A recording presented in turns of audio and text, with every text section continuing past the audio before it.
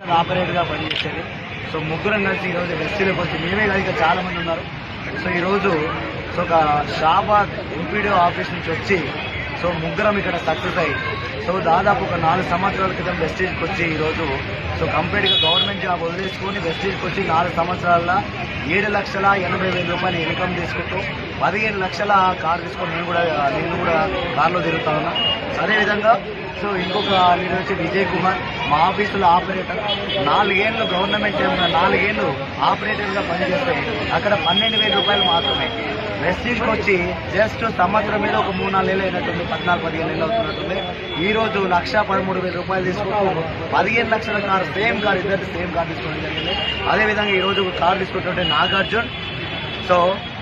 ఈయన కూడా 4 ఏళ్ళు షాబాద్లో జేపీఎస్ జూనియర్ పంచాయత్ సెక్రటరీగా పనిచేస్తే అక్కడ 28,000 రూపాయలు మాత్రమే. కానీ వెస్టీజ్కి వచ్చి జస్ట్